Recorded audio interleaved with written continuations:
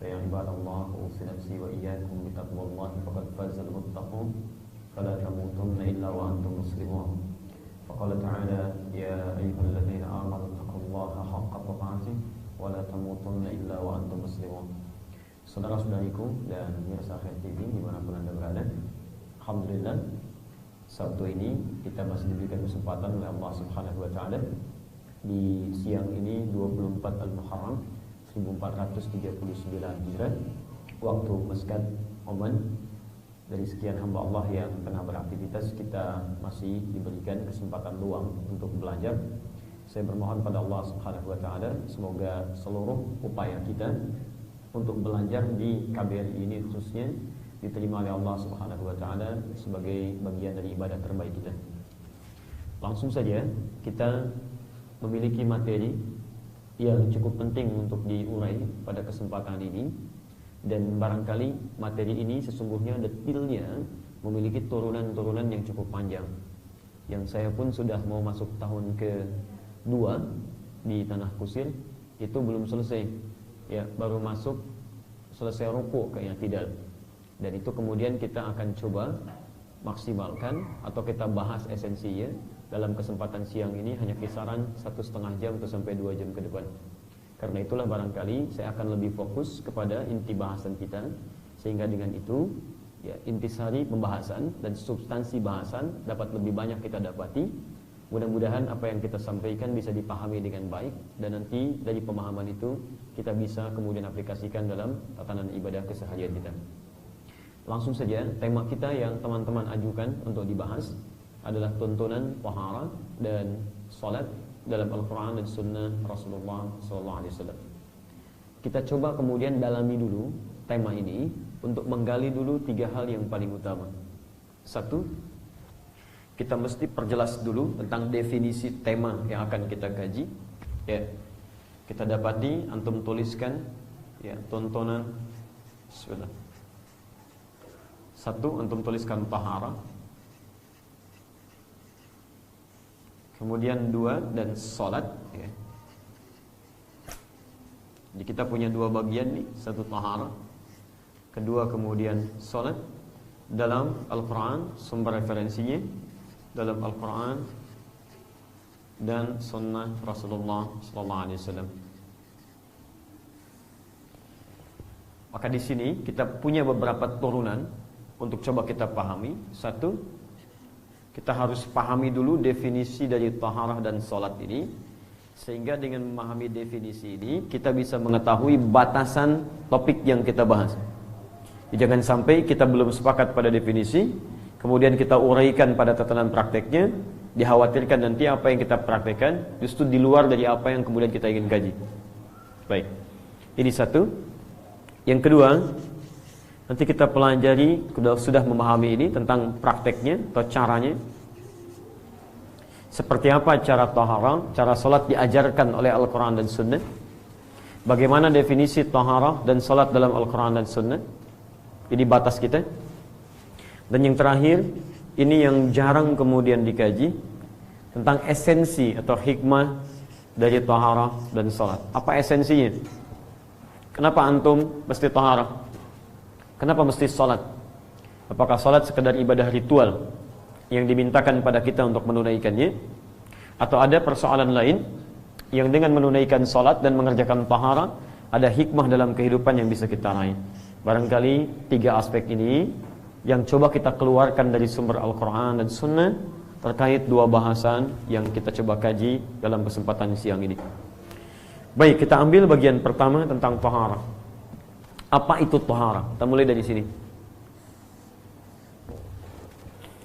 Karena kita berbicara tentang Al-Quran dan Sunnah, antum batasi dengan ini, jadi saya tidak akan melebar kepada opini pribadi. Jadi kita turunkan di Quran seperti apa, di Sunnah seperti apa, baru kemudian kita batasi definisinya. 1, untuk bagian pertama taharah, saya tuliskan seperti ini. Teman-teman sediakan flip chart, itu lebih baik supaya nanti saya juga tidak repot menghapus, ya.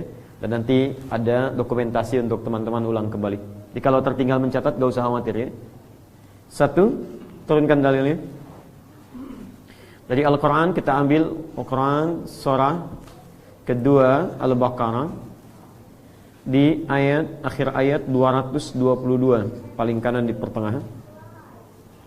Kemudian penjelasan ayat ini detailnya ditemukan di Quran surah ke-5 Al-Maidah ayat yang ke-6.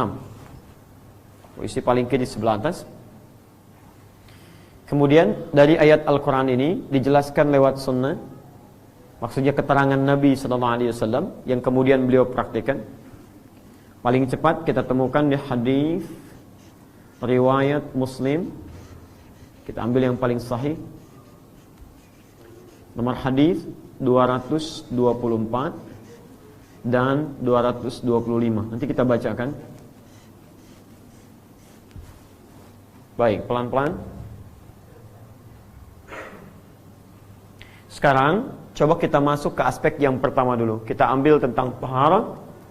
Kita bahas kaitan dengan definisinya. Mari kita lihat ayat Al-Qurannya. Quran surah kedua ayat 222. Posisi paling kanan di pertengahan. Sebelumnya, teman-teman bisa fokus dulu dengan uraian yang akan saya sampaikan. Baik, lihat sini. Di dalam bahasa Arab, kita bisa dapati dua istilah yang berbeda. Ingat baik-baik ya. Satu, ada yang disebut dengan nadhafah namanya. Nadhafah. Pernah dengar kalimat ini? An-nadhafatu minal iman. Baik, kebersihan sebagian dari iman. Itu hadis palsu ya. Itu hadis palsu, itu bukan hadis. Baik. Nadhafah.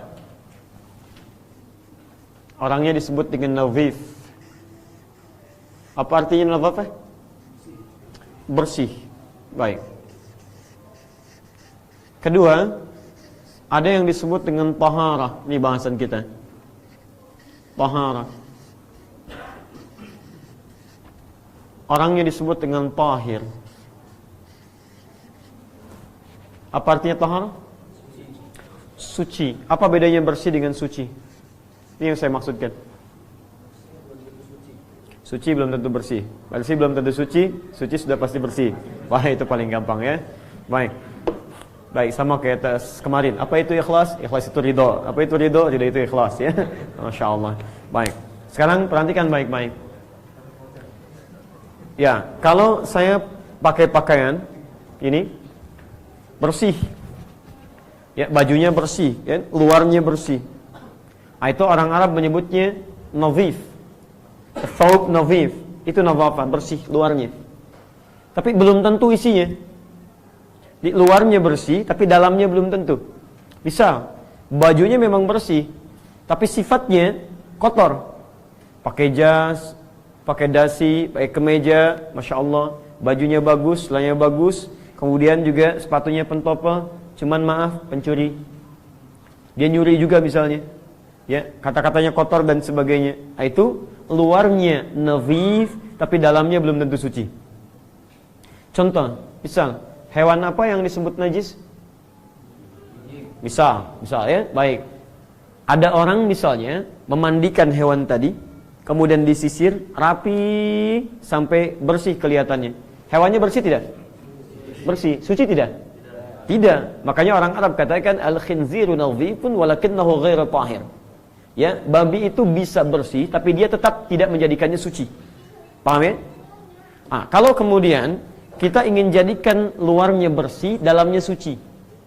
Antum tampilan bagus, bersih, ya badannya bersih, kotoran hilang. Saat yang bersamaan, maaf, hatinya juga baik.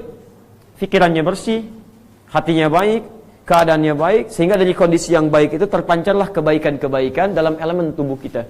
Maka kalimatnya dirubah dari kata nadhafah menjadi taharah. Ini. Orangnya kalau sudah bersih disebut tahir. Jadi kalau ada yang bernama tahir, bapak tahir, misal, ya, itu artinya orang yang selalu berpenampilan bersih tapi juga punya sifat baik dalam kehidupannya. Ya, misal ada namanya Erik tahir misalkan, misal saja.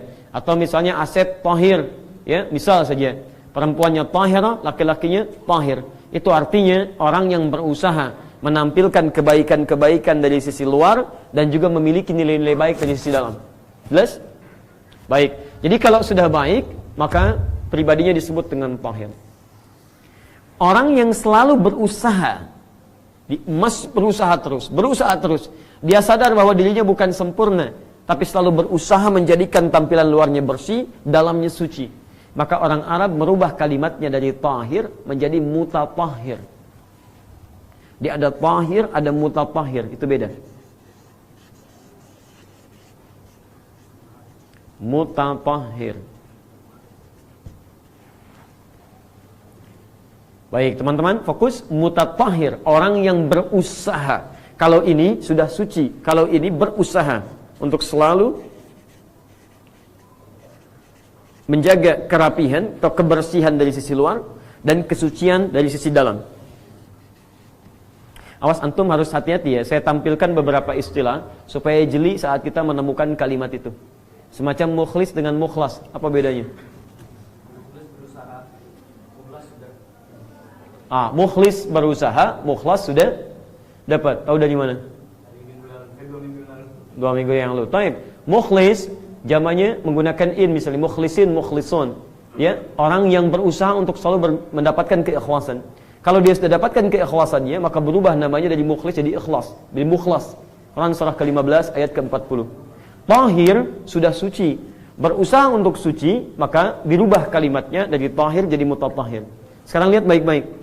Quran surah kedua tadi ayat 222.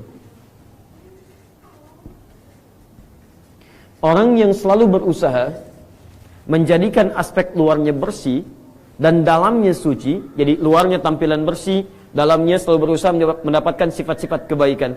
Dia jauhi kata-kata kotor, pikiran yang tidak baik, memandang yang tidak baik, maka orang ini disebut dengan mutatahhir.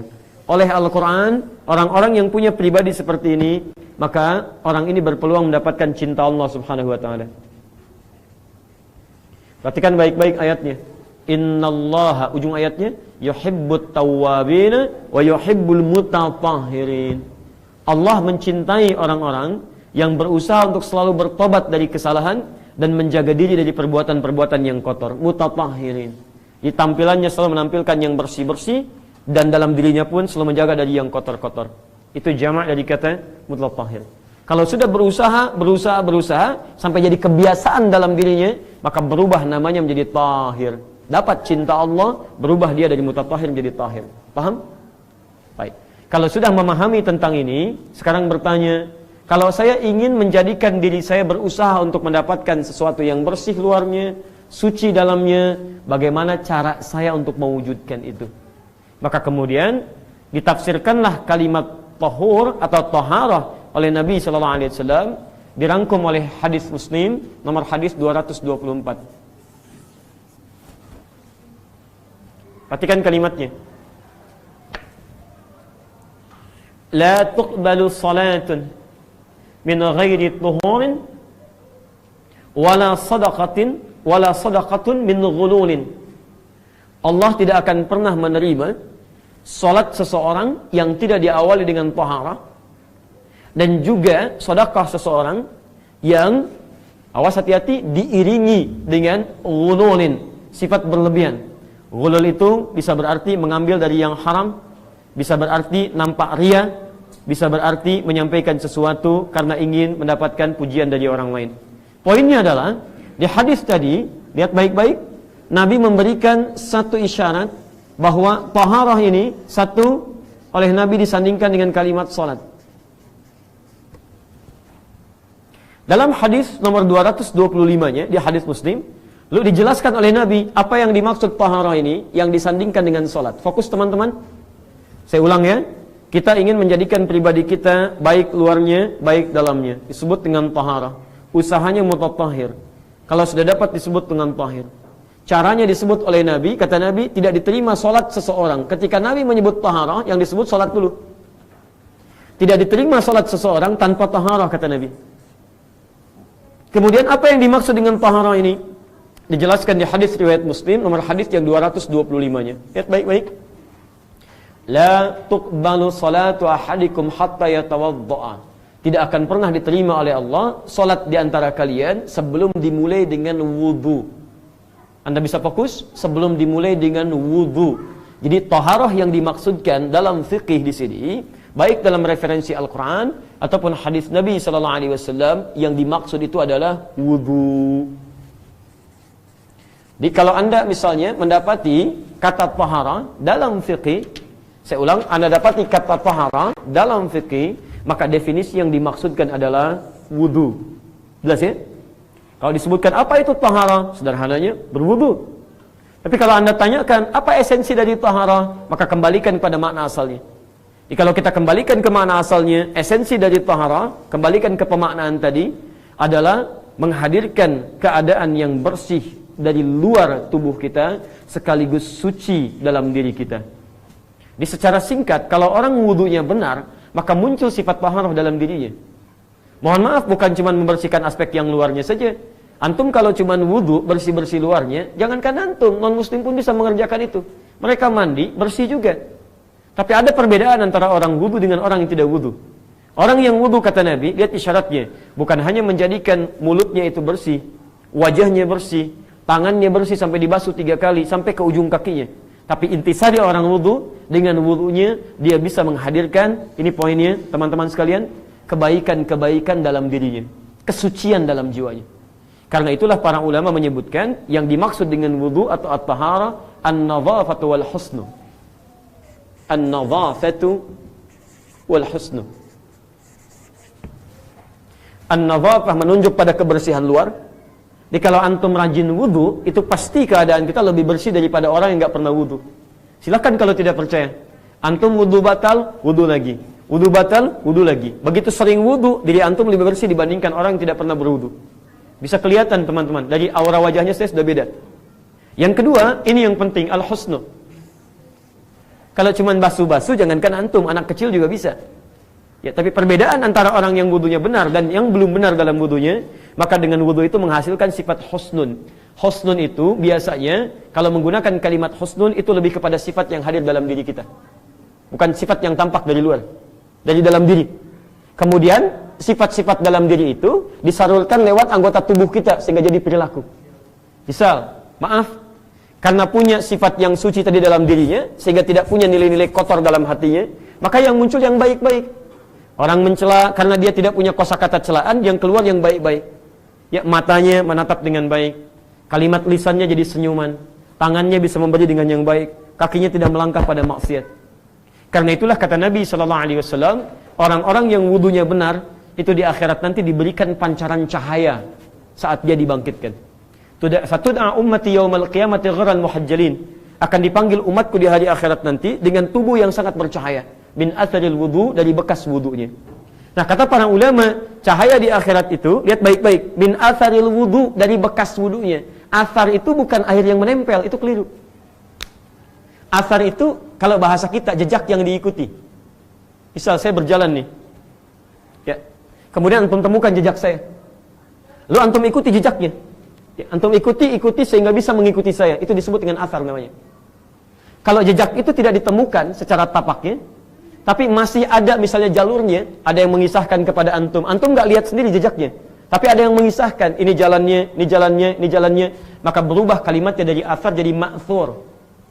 Ada kumpulan-kumpulan doa disebut dengan ma'thurat. Kenapa disebut dengan al-ma'thurat? Karena antum tidak langsung mengambil dari Nabi, tapi mengambil dari jejak-jejak para sahabat dan tabi'in yang sampai kemudian informasinya kepada kita. Nah, jadi tidak harus ditafsirkan kemudian oleh teman-teman sekalian, mengikuti athar itu dalam bentuk airnya, bukan airnya, tapi bekas-bekas dari air itu meresap dalam diri kita, menjadikan tubuh kita kemudian terbawa dengan petunjuk kebaikan-kebaikan. Makanya kata Nabi, kalau orang wudunya benar, itu berdasarkan air yang menetes jatuh dari tempat wudunya, maka jatuh pula kotoran-kotoran dan dosa-dosanya. Termasuk di hadis Muslim, dalam terusan hadis-hadis yang nanti kita akan bahas. Dimaksud saya teman-teman sekalian, orang wudu itu pasti nampak perbedaan dalam dirinya. Jadi kalau antum tiap hari wudu, tapi tidak melahirkan kebaikan dari anggota tubuh kita, dari ujung kepala sampai ujung kaki, ada yang salah dengan wudunya. Makanya kata para ulama, termasuk Syekh Muhammad bin Jibrin yang ada di Timur Tengah, ya, beliau dari Saudi, pakar bahasa, pakar fikih juga. Di akhirat orang wudunya benar mendapatkan cahaya-cahaya dalam tubuhnya, maka di dunia orang yang wudunya benar memancarkan aura-aura kebaikan dalam dirinya. Makanya tidak sedikit ahli bahasa yang mengaitkan kata wudu dari kata bau yang berarti cahaya. Ya, berarti cahaya. Jadi kalau orang wudunya benar, ada pancaran cahaya-cahaya kebaikan dalam dirinya. Saya sudah uraikan tentang pembahasan ini.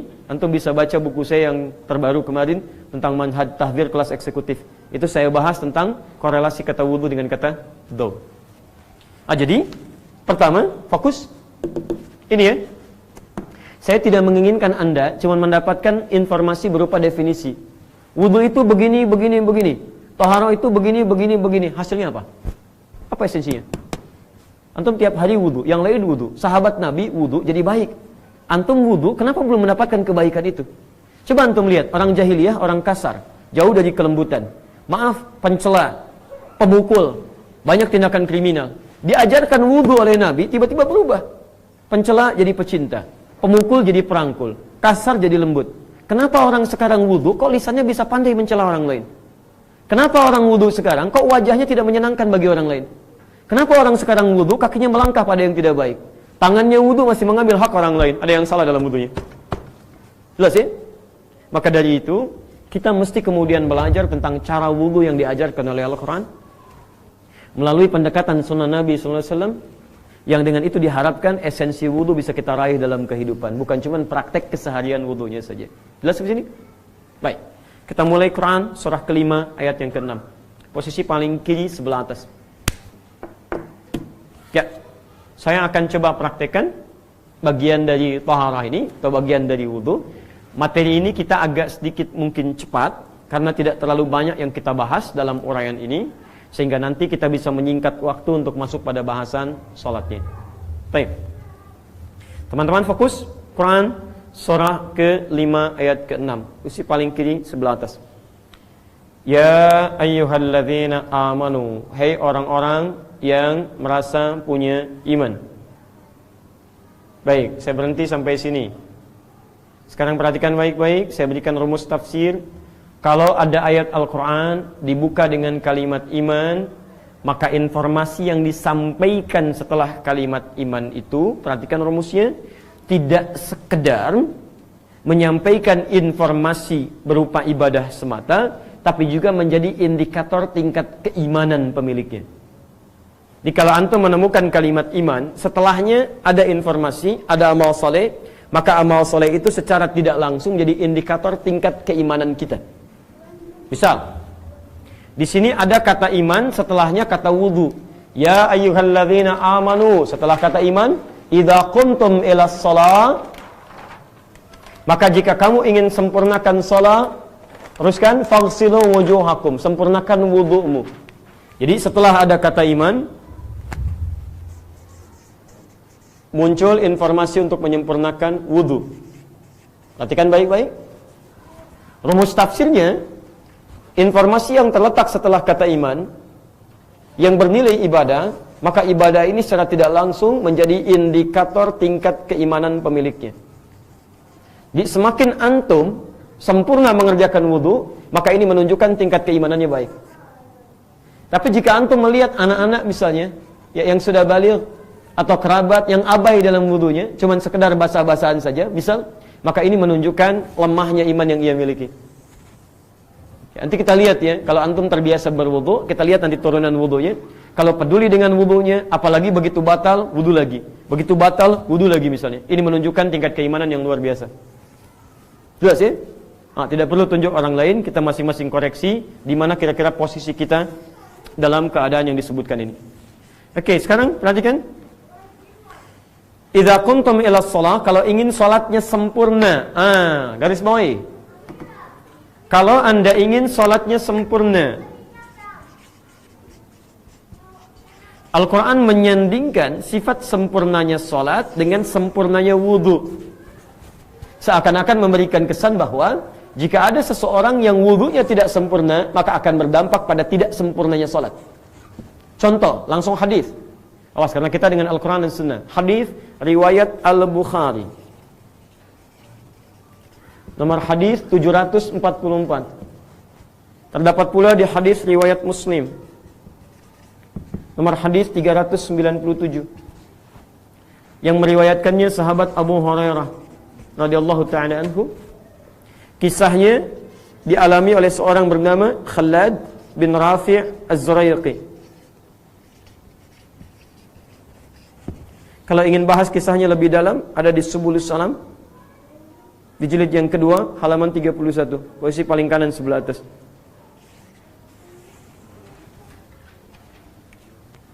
Baik, saya bacakan kisahnya.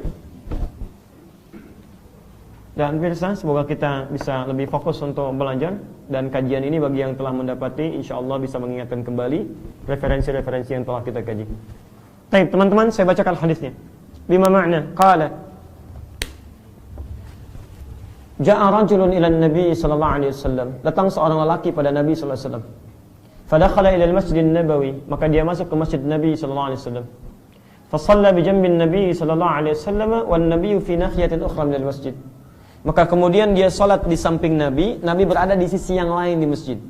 Jadi kalau ini posisi masjidnya misalnya, dia masuk ke masjid, ini area masjidnya. Kemudian dia masuk ke masjid, ini misalnya posisi Nabi di sini. Dia masuk, dia tunaikan salat. Nabi berada di sisi yang ini. Falamma sallama yaminan wa syamala, tatkala selesai salam ke kanan ke kiri, selesai salatnya, dia salam ke kanan ke kiri, atan Nabiyya sallallahu alaihi wasallam. Dia mendatangi Nabi sallallahu alaihi wasallam, faqala assalamu alayk. Dia berkata assalamu alayk ya Rasulullah. Faqala lahu an-nabiy sallallahu alaihi wasallam, maka Nabi sallallahu alaihi wasallam kemudian menjawab, perhatikan kalimatnya, wa alaikassalam wa rahmatullah. Dan bagi anda assalamu wa rahmatullah, salam dan rahmat Allah. Lihat kalimatnya, irji' salli fa innaka lam tusalli. Anda silahkan balik lagi, sholat lagi karena anda belum sholat. Anda bayangkan, padahal orang ini telah selesai salam kanan dan ke kiri. Kata Nabi, balik karena anda belum sholat. Kemudian fa'ada sholatahu thalatha marat. Dia mengulang sholatnya sampai 3 kali. Kemudian datang lagi kepada Nabi. Fayaqulu lahu Nabi sallallahu alaihi wasallam mithla ma kana. Tapi Nabi tetap mengulang kalimat serupa. Anda balik lagi, sholat lagi karena anda belum sholat. Faqala, maka dia berkata, ya Rasulullah, ma uhsinu ghairah. Ya Rasulullah, saya enggak bisa lebih baik dari cara tadi saya sholat. Alimni, tolong ajarkan saya. Lihat kalimatnya, tolong ajarkan saya. Kata Nabi, faqala lahu Nabi sallallahu alaihi wasallam, maka diajarkan oleh Nabi sallallahu alaihi wasallam dengan berkata, lihat kalimatnya, idza qumta ila shalah, kalau salat kamu ingin sempurna, asbighul wudu, maka sempurnakan dulu wudunya. Kata para ulama hadis, kalau orang ini salah dari mulai takbir sampai salamnya, maka Nabi akan langsung memperbaiki dari takbir sampai salamnya. Tapi ketika Nabi memulai dengan kalimat sempurnakan wudu, ini menunjukkan bahwa orang ini bukan cuma salah salatnya, tapi wudunya pun punya persoalan. Karena itulah Nabi menunjukkan dari fase wudu sebelum sampai ke fase salat. Antum teman-teman gampang ya, kalau antum lihat coba anak-anak wudu, lihat bagaimana wudunya. Kalau antum perhatikan wudunya keliru, maka salatnya pun pasti akan berantakan. Atau kebaliknya, Anda lihat anak-anak antum misalnya, salatnya kurang maksimal, coba cek wudunya. Pasti ada korelasi di antara keduanya. Nah, sekarang, mari kita lihat bagaimana Nabi SAW mengajarkan para sahabat untuk kemudian menyempurnakan wudu. Kita ambil ayat Quran yang utama dulu. Fokus teman-teman, saya ambil yang pokok dulu. 1. Cara wudu dalam keterangan Al-Quran, kita ambil Quran dulu karena kita tadi membuat tema Al-Quran dan Sunnah. 1. Al-Quran memberikan gambaran 4 pokok yang utama. 4 pokok yang mutlak dibasuh ataupun diusap saat kita menunaikan wudu. 4 pokok anggota wudu. Saya tadi mengucapkan dibasuh dan diusap karena nanti ada yang dibasuh dan ada yang diusap dari 4 pokok ini. Fokus teman-teman ya. Awas hati-hati. 4 pokok ini penting untuk kita ketahui. Karena nanti kalau ada kaitan dengan keterbatasan air, maka sebelum menunaikan tayamum kita pilih, antum mesti melihat apakah kadar air ini cukup bagi 4 pokok ini atau tidak. Kalau kadar airnya cukup bagi yang 4 pokok ini, maka ini didahulukan. Tidak langsung antum kerjakan tayamum. Ya. Apa yang 4 ini? Saya turunkan dulu supaya lebih jelas. Kita masuk ke cara. 1. Faghsilu wujuhakum. Saya tuliskan kalimatnya menggunakan ghasala. Faghsilu, basuh. Wujuhakum. Sudah jadi bahasa Indonesia, wajah kalian. Anggota pertama, wajah. 1. 2. Wa aydiyakum ilal marafiq. Diikutkan pada hukum yang pertama. Wa-nya di situ disebut ataf, waw yang mengikutkan pada hukum sebelumnya. Maksud diikutkan pada hukum sebelumnya, ikutkan basuh. Ingat ya, hati-hati dengan kalimat Al-Quran dan hadis. Basuh ini. Saya tuliskan tangan sampai siku. Jadi kita bahas. Tangan sampai siku. Saya tulis lengkap. 3. Harus jeli. Begitu masuk pada yang ketiga, kalimatnya berubah dari ghasala jadi masaha. Wamsahu. Masaha. Dan menggunakan ba, ini yang paling unik. Wamsahu bi ru'usikum, pakai ba. Allah bisa mengatakan wamsahu ru'usakum, tapi di sini uniknya menggunakan ba. Nanti kita bahas. Dan usap kepala kalian. Wa arjulakum ilal ka'bain. Perhatikan, fokus baik-baik. Ketika masuk pada yang keempat, ba-nya dibuang lagi. Tapi diikutkan pada hukum yang pertama, bukan hukum yang ketiga. Kalau hukum yang ketiga maka Allah firmankan, lihat kalimatnya, wa arjulikum. Kalau kalimat menggunakan wa arjulikum i, maka hukumnya ikut kepada yang ini. Tapi ketika menggunakan a, maka hukumnya ikut kepada yang atas. Wa arjulakum ilal ka'bain. Kaki sampai 2 mata kaki. Ini 4 yang utama. Awas ya, lihat baik-baik, hati-hati, jangan keliru ya. 4 pokok dalam anggota wudu. Kepala, wajah, tangan sampai siku, mengusap kepala, kemudian kaki sampai kedua mata kaki. Lihat poinnya. Ketika antum mendapati air yang sangat terbatas, tapi masih mampu digunakan untuk berwudu pada yang 4 ini, maka antum tepikan tayamum, dahulukan yang 4 ini. Selain 4 ini, maka dia bukan pokok, dia tambahan, disebut dengan sunnah. Yo, nanti kalau kita tambahkan di akhir, kita praktikkan. Baik, kumur-kumur masuk 4 pokok tidak? Tidak, berarti dia fardu atau sunnah? Sunnah. Baik, teruskan. Basuh telinga, fardu atau sunnah? Sunnah. Baik, istinsyak, menghirup air ke hidung, fardu atau sunnah? Sunnah. Baik, membasuh telinga, sekali lagi, fardu atau sunnah? Sunnah. Artinya, kalau antum punya air yang sifatnya terbatas, tidak bisa digunakan untuk keseluruhannya, tapi bisa yang 4 ini, maka tayamum simpan dulu, kemudian dahulukan yang 4 ini dulu. Paham? Alhamdulillah. Kita mulai satu-satu. Saya mulai yang pokok dulu. Wajah. Mohon izin kalau saya simpan mic-nya begini, antum bisa kedengaran? Bismillah ya. Baik, ibu terdengar? Tidak kedengaran. Kenapa bisa jawab? Itu luar biasa. Baik. Kedengaran? Tidak kedengaran. Baik, biasanya kalau tidak kedengaran nggak bisa jawab gitu ya. Ini yang aneh, sudah tidak bisa kedengaran tapi bisa jawab. Luar biasa. Baik. Sekarang lihat baik-baik wajah. Bismillah.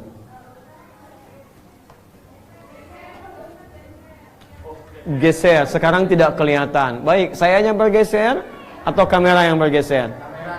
Kameranya, baik. Sekarang sudah kelihatan? Alhamdulillah. Baik pemirsa, ya menyesuaikan lah ya. Bismillah. Sekarang lihat baik-baik. Pertama wajah, ya teman-teman fokus wajah. Mana batas wajah bagi kita? Saya kemudian atau saya buka sekaligus pecinya. Lihat baik-baik. Batas wajah ini dari kening. Ya. Kemudian kita teruskan samping kanan kiri bagian depan, tampak depan ini. Maaf, yang ada janggut termasuk masuk bagian dagu, termasuk janggutnya. Yang tidak ada janggut jangan memaksa untuk punya janggut. Ingat baik-baik, karena sunnah dari janggut itu adalah merawat bagi yang punya janggut, bukan menumbuhkan janggut. Jadi kalau antum ada janggut, silahkan rawat sehingga tampil dengan rapi. Merawat itu artinya bisa membiarkan dia terurai tapi tetap dijaga, atau bisa merapikan kalau janggut antum tampil kemudian tumbuh tapi tidak baik dalam tumbuhnya. Misal silahkan antum bisa rapikan sekedar dengan kadar yang bisa dengan itu semua terjaga kerapian dan kebaikannya. Tapi kalau antum tidak punya janggut, maka jangan memaksakan yang para ikhwan untuk kemudian menumbuhkan janggutnya. Ya, antum cari timun, cari arang, gosok-gosok misalnya ya. Nah, itu bukan solusi, bukan solusi. Baik, sekarang lihat baik-baik. Ini depan sudah, sekarang bagian tampak belakang. Perhatikan. Mohon maaf, mudah-mudahan saya coba sekuat mungkin saya bisa bersuara. depan ini, ya lihat baik-baik tampak depan, ini termasuk mata, ke sini, ke janggut, juga lihat bagian bawah telinga yang di sini. Jelas ya? Jadi depan ini, kemudian masuk ke sini, juga bagian bawah telinga yang di sini. Terang ya? Paham? Baik, sekarang perhatikan bagaimana cara kemudian membasuh wajah. Teman-teman sekalian, lihat baik-baik. Ghasala di ayat yang pertama, kalimatnya menggunakan kata ghasala. Ghasala itu artinya membasuh. Membasuh kalau digunakan kata ghasala, itu artinya mengambil airnya dan ditumpahkan di tempat yang akan dibasuh. Jadi bukan dibuang dulu lalu membasuh, tapi ambil airnya tumpahkan di tempat yang akan dibasuh. Contoh, kita ambil contoh misalnya dan kita coba undang dulu kawan kita, Pak Awaludin, untuk membantu kami untuk mempraktikkan. Baik ya, ini beliau selalu berada di posisi sebelah kanan, jadi lebih mudah kemudian untuk minta bantuan. Boleh pinjam untuk tangan, bisa memegang mic-nya. Lebih bawah, ini jadi keran ya. Baik. Misal kita dalam hal berwudu, sumber air atau tempat menampung air itu ada 3 jenis umumnya. Pertama, seperti keran ini yang bisa diatur, contoh seperti ini. Yang kedua, kita menggunakan bejana, semisal gayung, ya, atau misalnya dalam keadaan darurat ada semisal gelas ini yang diisi oleh air. Yang ketiga, air yang memang alami mengalir seperti air sungai dan semacamnya, atau air laut. Itu kita simpan bagian ketiga, kita fokus pada 2 hal ini. Perhatikan kaidahnya. Kaidah Quran menyebutkan wala tusrifu, innallaha la yuhibbul musrifin. Jangan berlebihan karena Allah enggak suka orang yang berlebihan. Maka dari itu, saat kita akan gunakan keran, mohon izin ya, antum mohon sebesar-besarnya. Ini bagian dari sunnah Nabi, bahkan petunjuk Al-Quran. Jangan biarkan antum buka keran seluas-luasnya, sehingga mohon maaf, air yang tidak antum gunakan dalam hal wudu bisa bertaburan dan berhamburan tanpa antum gunakan.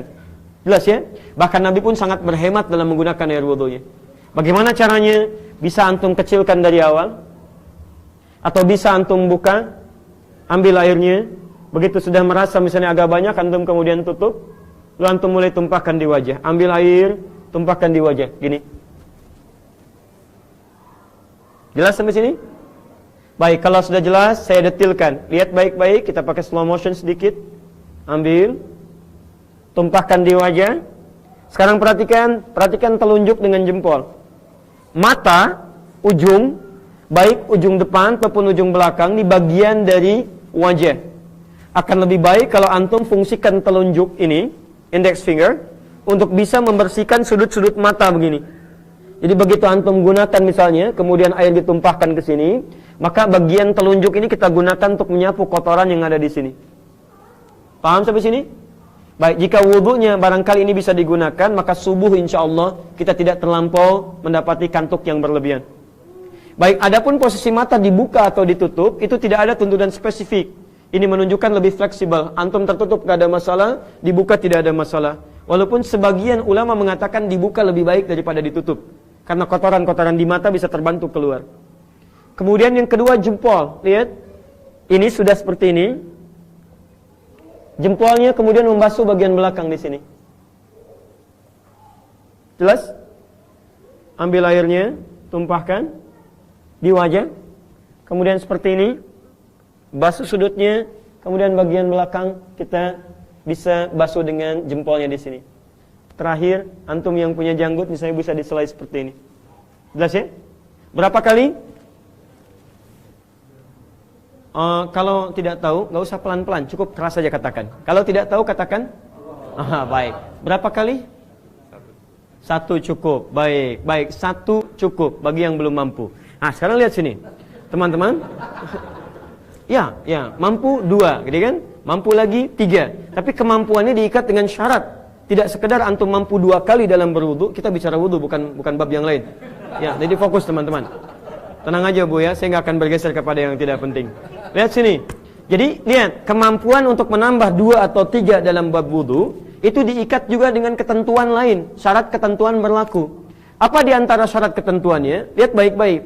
Kalimat membasuh atau mengusap dalam wudu 3 kali itu, ini kalimat isyarat untuk menunjukkan bila basuhan pertama kita rasakan belum cukup untuk rata membasuh anggota wudu. Jadi kalau antum sudah menggunakan basuhan pertama misal, kemudian kita basuhkan di wajah, antum merasa cukup terbasuh keseluruhannya, maka antum bisa cukupkan dengan satu bagian.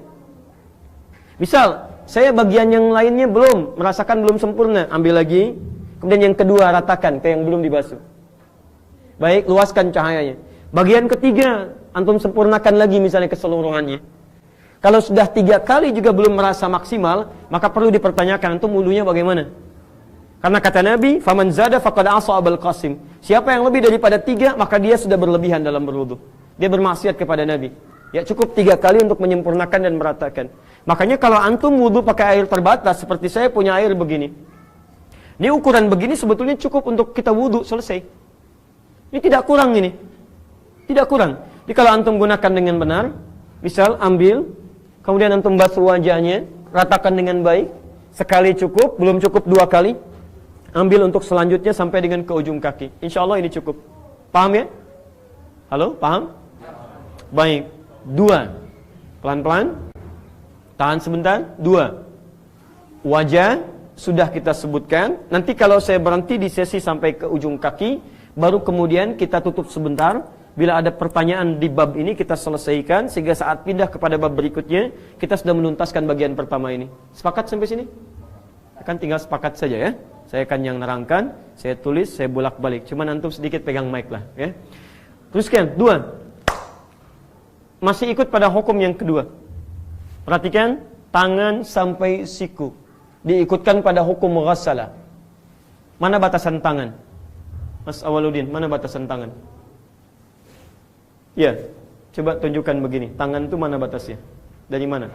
Dari ujung sampai sini. Baik, lihat baik-baik. Kita kenali dulu bagian kita. Saya mau tunjukkan teman-teman, Al-Quran dan hadis itu termasuk, Masya Allah, referensi yang paling detil dalam menyebutkan sesuatu. Kalau disebutkan tangan, bahasa Arabnya yad namanya, yadun, yad, tangan. Itu dari sini, ujung jari, sampai ke sini. Ya, persendian yang dekat ke bahu. Ini tangan, yad namanya, tangan. Dari sini sampai sini. Tapi dalam urusan ibadah, Allah sangat detil dan Nabi sangat menurunkan kalimat-kalimat Al-Quran dalam tafsiran beliau dengan detil pula. Dalam masalah ibadah, tidak pernah disebutkan kalimat yad khususnya untuk menunjuk pada semua jenis ibadah. Selalu terkait dengan aspek-aspek pentingnya. Contoh, ini yadun, yad, dari sini sampai sini. Ketika bicara wudu, sampai siku. Siku itu ini. Bahasa Arabnya mirfaq. Jamaknya marofik. Jadi kalau disebutkan mirfaq, artinya cuma dari sini sampai sini. Yang ini disebut rusghun. Awas hati-hati, pergelangan, rusghun. Yang ini disebut dengan kaffun. Penting antum ketahui, nanti kalau saya teruskan ke bab sholat, nanti Nabi mengatakan antum ketika bertakbir, boleh kemudian telapak tangan yang kanan menutup punggung yang kiri. Boleh sampai ke sini pergelangan tangan, rusghun. Detil sekali. Jadi ketika menyebutkan wudu sampai siku. Ketika menyebutkan sholat sampai rusghun. Yang ini sa'id namanya. Sa'id. Nanti kita teruskan saat masuk bab sholat. Makanya hati-hati ketika membaca bagian Al-Quran ataupun hadis, ada pendekatan-pendekatan diksi yang sangat spesifik terkait dengan ibadah. Sekarang lihat, tadi tangan sampai mana? Siku. Lihat kalimat Qur'annya. Ila. Ila itu menunjukkan dari awal sampai ke tujuan. Awalnya tangan, tujuannya marafiq, mirfaq, ke siku. Jadi kalau antum ingin basuh dalam membasuh tangan, berarti basuh dari sini ke siku, bukan siku ke tangan. Keren. Lihat baik-baik. Ini tangan ke siku. Kata Quran, wa aydiyakum ilal marafiq, tangan sampai siku, bukan siku ke tangan. Jadi bukan kerannya dibuka, antum alirkan begini dari tangan ke bawah, tapi ambil airnya dari tangan turunkan ke siku. Nggak pakai tidak. Tangan ke siku. Baik ya, tangan ke siku. Ambil, basuh sampai sini, turunkan. Merasa ada yang kurang, ambil, basuh, turunkan lagi. Nanti saya jelaskan esensinya kenapa dimulai dari sini bukan dari sini. Nanti ada hubungan dengan husnun. Kalau nadhafah nggak ada masalah. Kalau antum ingin bicara nadhafah, kebersihan saja, ini nggak ada masalah dari sini ke sini. Tapi ketika Anda akan berbicara tentang hakikat wudu, esensi wudu, hikmah wudu, kenapa dimulai dari sini? Nanti saya tunjukkan betapa jelinya bahasa Al-Quran. Kalau bukan firman Allah, mustahil bisa begini. Makanya antum jangan roba-roba. Ada sebagian mengatakan, gak apa-apa sama dari sini juga. Kalau saya sedikit kurang sepakat dengan itu. Ya, antum kalau ingin ikuti, sepakat, tidak ada masalah, saya tidak memaksa. Tugas saya menyampaikan, dan saya tidak paksa antum untuk ikut pendapat apa yang saya sampaikan. Yang penting kata Quran begini, hadis begini, ulama begini, kita pedoman dengan alasan yang kita telah pelajari. Paham? Baik, jadi saya simpulkan pertama, ambil airnya sampai ke siku, kemudian turunkan, bukan kerannya dibuka, kemudian sikunya dibegini-beginikan. Paham? Baik, 3. Fokus baik-baik, kalimatnya berubah, izin, dari ghassala ke masaha. Bagian ketiga. Dari ghassala ke masaha. Hukumnya sama dengan yang pertama, 1 kali, 2 kali, boleh 3 kali untuk menyempurnakan basuhan wudu. Sekarang masaha. Izin. Teman-teman fokus, lihat baik-baik. Masaha artinya mengusap. Bisa. Saya ingin mengusap ini. Tutup gelas. Maka saya usap misalnya seperti ini. Paham ya? Itu masaha namanya. Masaha. Ya, Nabi Isa punya mukjizat mengusap, masaha. Makanya orang yang mendapatkan usapan, memiliki usapan pada sesuatu disebut dengan Masih. Mesiah. Makanya beliau disebut dengan Masih Al-Masih, Isa Al-Masih. Karena di antara mukjizatnya bisa mengusap seseorang yang dengan usapan itu dengan izin Allah sembuh penyakitnya. Kayak zaman Nabi Isa nggak repot dah. Nabi Isa sakit gigi, usap sembuh. Nabi Isa ini mata nggak bisa lihat, usap sembuh. Nabi Isa ini kena penyakit kusta, usap sembuh. Dokter bangkrut lah pokoknya, ya pada saat itu. Karena pada saat itu banyak ahli medis yang mengatakan hebat. Ini saya hebat nih, bisa menyembuhkan apa saja. Maka Allah turunkan ujian yang tidak bisa disembuhkan oleh medis. Diturunkanlah Nabi sesuai dengan keadaan umatnya. Zaman Nabi Musa banyak tukang sihir, maka diberikan tongkat untuk bisa mengatasi sihir. Zaman Nabi Isa banyak ahli medis yang merasa hebat, diturunkan mukjizat lewat usapan. Zaman Nabi Muhammad banyak ahli sastra yang merasa unggul, maka diturunkan Al-Quran, kitab paling dahsyat yang bertahan sampai dengan habisnya kehidupan di muka bumi ini. Kembalikan teman-teman sekalian, fokus baik-baik ya. Sekarang usap, masaha. Apa yang diusap? Ru'us. Wamsahu biru'usikum, kepala, bukan rambut. Kalau rambut itu syu'ur dalam bahasa Arab, sya'run, syu'urun. Kalau ra'sun, ru'usun, jamak dari kata ra'sun, itu artinya kepala. Betapa adilnya Allah. Kalau disebutkan rambut, maka sulit bagi yang tidak punya rambut untuk bisa membasuh bagian kepalanya. Maka adil di sini disebutkan kepalanya, karena mustahil ada orang wudu gak punya kepala. Mustahil. Nah, sekarang lihat. Ya, Nah, sekarang perhatikan baik-baik teman-teman. Yang disebutkan bukan ghassala tapi masaha. Apa bedanya? Saya ambil air, masaha. Usap, artinya buang dulu airnya. Jelas ya? Jadi sehingga tersisa bagian-bagian yang tipisnya, tidak terlampau banyak. Ya, ambil begini, kemudian tumpahkan seperti ini, baru kita usapkan bagian kepala. Kalau kalimatnya ghassala, maka ambil airnya, tumpahkan di kepalanya. Jelas ya? Perhatikan detailnya bahasa Quran. Kalau Quran menggunakan kata ghassala, bukan cuma kepala yang basah, antum bisa cebrak sampai ke sini. Tahu cebrak ya? Itu sedikit bahasa campuran. Baik, lihat, becek. Basah ya sampai mengalir ke bawah-bawah. Tumpahkan, usapkan. Yang menarik ini yang paling hebat. Kenapa menggunakan ba? Kenapa menggunakan ba? Karena tidak mungkin menggunakan ta, ya. Nanti bisa wamsahu tiruusikum. Tidak, ba, ya ba. Ya, kita kembalikan. Ba ini dalam bahasa Arab punya 14 fungsi. Ya, kemarin saya sebutkan 2 fungsi waktu kita kajian pertama. Ya, di hari Jumat siang itu. Ada 14 makna dalam bahasa Arab. Antum temukan bisa dalam kitab namanya Mughnil Labib an Kutubil A'arib. Karya Ibnu Hisham Al-Ansari, Mughnil Labib. Jangan duduk dulu. Pegang keran. Insyaallah pahalanya banyak ya. Tidak cukup dengan amin, pegang dulu. Hadisnya sahih, di hadis Muslim hadis 1893. Man dalla ala khairin falahu ajruhu mithla hadis fa'ili min ghairi an yankusa min syai'. Siapa yang menunjukkan pada kebaikan, memfasilitasi pada kebaikan, dia dapat pahala yang sama dengan yang mengerjakan tanpa dikurangi sedikit pun. Jadi kalau beliau tunjukkan, terus kita praktekkan, setiap yang wudu dengan benar, dengan praktek seperti ini, maka insya Allah beliau pun dapat pahalanya. Ya, baik. Sebentar, kita kurangi dulu ya. Sini. Nah, teman-teman, huruf ba, kenapa begitu mengusap menggunakan ba? Di antara makna huruf ba, setelah kemarin kita mengambil ilsaq, musahabah, yang ketiga ada yang disebut dengan istighraq namanya. Istighraq. Saya turunkan ke sini. Alhamdulillah, yang pegang mic ada, tinggal yang mutar flip chart ya.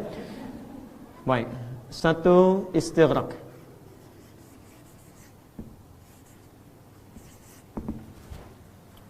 Kedua, bisa menunjukkan makna tab'id, lit-tab'id. Yang kedua ini dibagi dua lagi, ini satu, ini yang keduanya. Sehingga ini disebut juga dengan yang ketiga dalam konteks wudu. Ya, yang ini lit-tab'id ma'al hudud, bisa ma'al hudud. Yang ini dunal hudud. Sekarang lihat sini. Satu. Ba di sini ketika kita mengusap kepala, kemudian menggunakan huruf ba, fungsi pertama lil istighraq. Istighraq itu menunjuk pada keseluruhan, komprehensif, holistik, semua. Jadi kalau kita praktikkan pada makna yang pertama, ba-nya menggunakan istighraq, lihat baik-baik. Ambil, buang dulu airnya, jatuhkan, kemudian usap dari depan sampai ke belakang begini. Balikan kembali. Jelas? Baik, ambil, tumpahkan airnya, antum usap ke belakang begini, ini sudah sah. Mau dibalikan gak ada masalah. Jadi kalau sudah sampai begini pun, yang penting terusap bagian kepala sampai belakang, ini sah wudunya. Jelas? Baik, yang kedua, at-tab'id, sebagian, tapi itu sebagian. Kalau kita mengambil sebagian dengan rumus yang ini, ma'al hudud, hudud itu batas. Sebagian tapi ada batasnya. Apa batasnya? Kata sebagian ulama mengatakan batasnya ini ubun-ubun. Jadi kalau antum misalnya ingin basuh, usap kepala, ambil airnya, tumpahkan, antum usap kepala, yang penting sudah sampai di ubun-ubun di sini, maka sah wudunya. Paham? Baik, yang ketiga, at-tab'id min dunil hudud, dunal hudud. Basuh sebagian, tapi tidak ada batasnya. Yang penting dia menjadi bagian dari kepala. Misal, ini kepala bukan? Kepala, ini kepala. Belakang kepala. Nah, yang penting dia bagian dari kepala, antum usap, itu sah wudunya. Perhatikan bagaimana detailnya bahasa Al-Quran. Kenapa ketika mengusap kepala menggunakan huruf ba? Karena tidak semua orang dalam keadaan yang sama ketika dia akan mengusap kepalanya. Misal, saya ambil kasus antara laki-laki dengan perempuan yang berbeda. Antum wudu enak saja dimanapun dalam kondisi yang baik bisa berwudu. Baik dalam suasana terbuka atau tertutup. Tapi kan perempuan tidak begitu. Contoh misalnya, kita ambil dalam keadaan misal, ini Pak Awaludin sedang kedatangan putranya. Kemudian putranya ya membawakan sebagian dari sesuatu mainannya. Tiba-tiba dilempar-lempar kena kepalanya misalnya. Pah gitu kan? Luka. Dalam kondisi ini, lihat baik-baik, ini kasus yang kedua saya dahulukan. Dalam kondisi lukanya, apa antum simpulkan kemudian tidak harus berwudu? Tidak. Antum bisa usap yang tidak kena luka. Ini faedah menggunakan huruf ba. Luka di sini tidak harus kemudian antum meninggalkan wudu bagian kepala. Antum bisa basuh bagian yang lainnya. Sepanjang itu menunjukkan kepala. Kembali ke kasus yang pertama, antum laki-laki nggak ada luka dimanapun bisa wudu dalam keadaan yang baik. Tapi perempuan kan tidak begitu. Tertutup bisa wudu. Yang terbuka ada masyarakat, kadang-kadang di mall, kadang macam-macam. Ada bagian-bagian tertentu yang nggak bisa dia buka. Contoh bagian yang menutup kepalanya. Maka ibu bisa ambil solusinya, ambil airnya. Kemudian antum bisa tumpahkan sebagian, antum bisa usapkan pada bagian yang menjadi bagian dari kepala. Misal ke depan seperti ini atau samping seperti ini, maka dianggap sah wudunya. Ini sepakat ulama, tidak ada perbedaan di sini. Bukan rambut, Pak, bukan rambut, ingat, kepala. Ingat, Qur'annya ada, hadisnya ada, pendapat ulamanya mereka sepakat dengan hal ini, jadi tidak ada masalah di sini.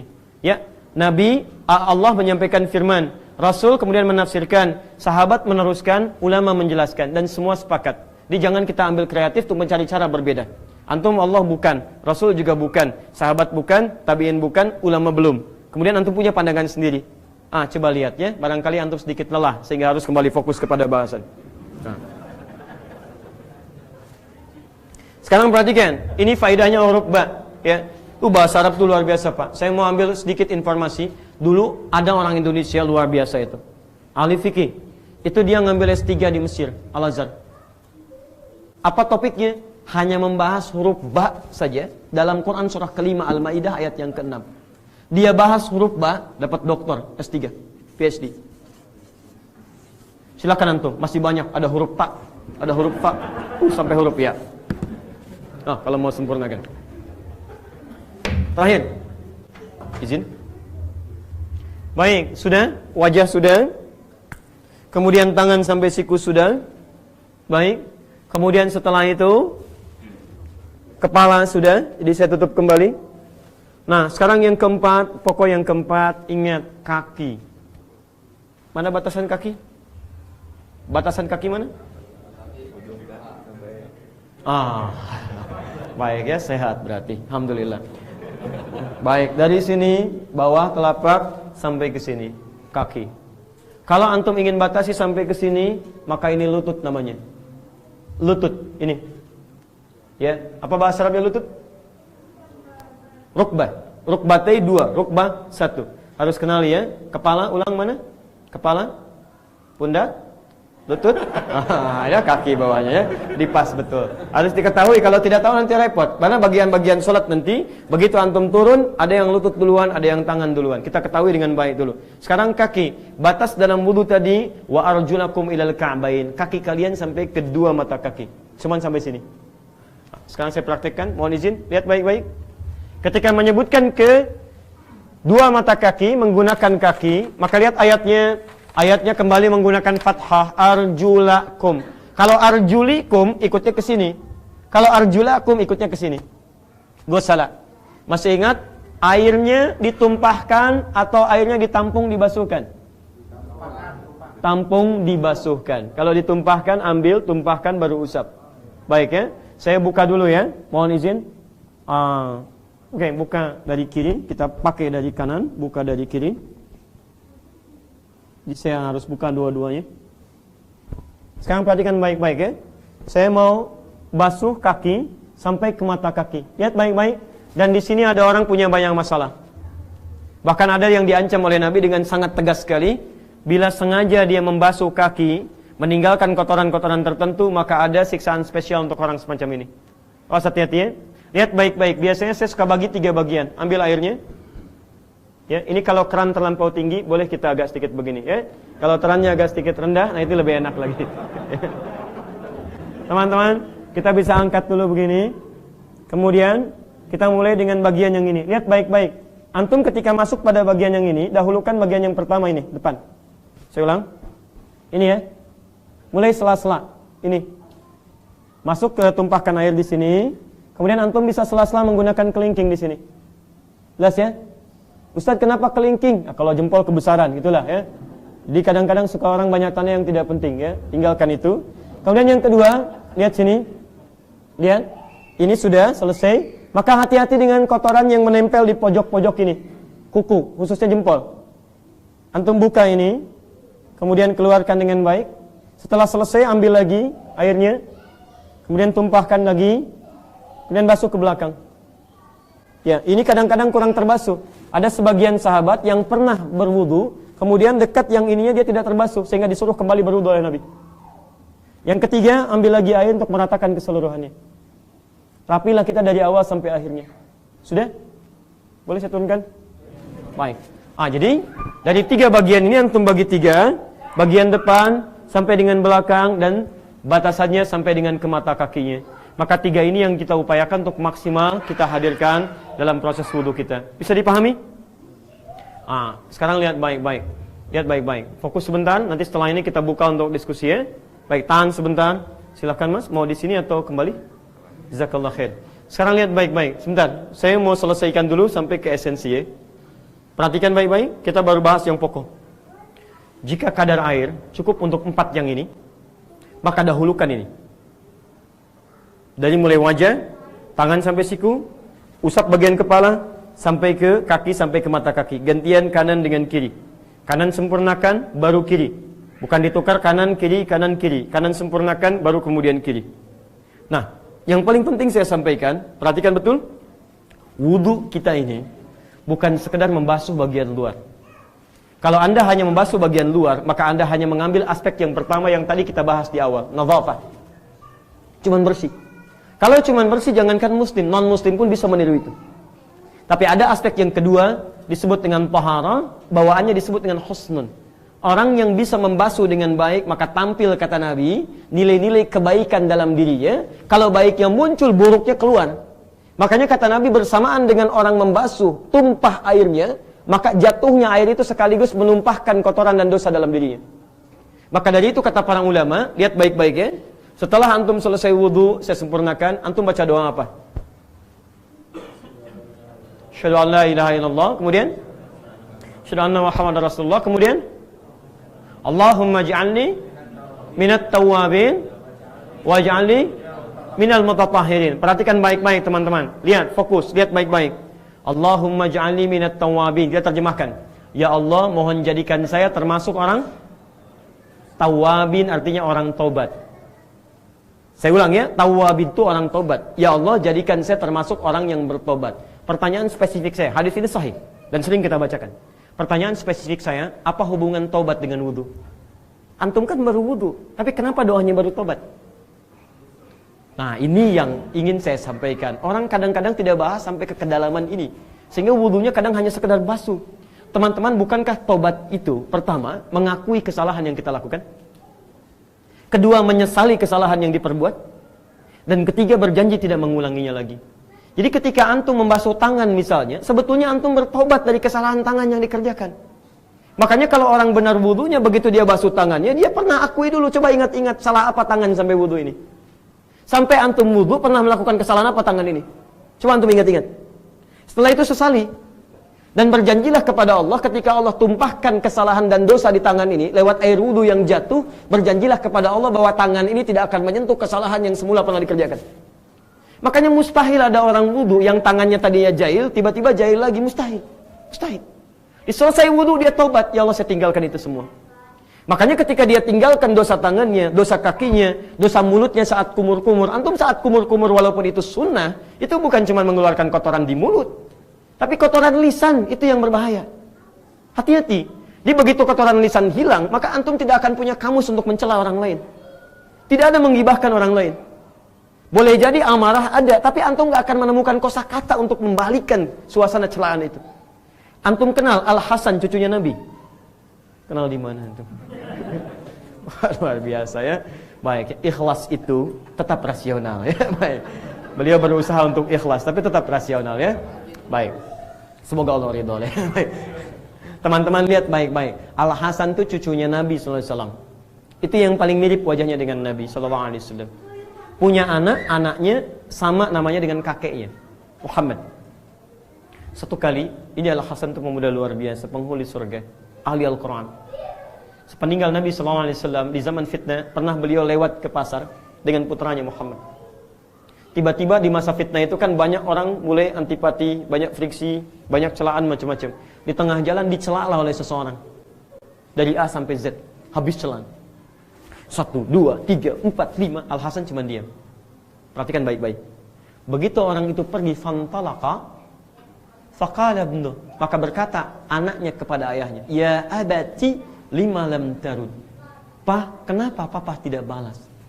Maksudnya jelaskan bahwa papa tidak seperti itu. Lihat jawabannya. Wala adri kaifa arud. Papa enggak tahu bagaimana cara membalasnya.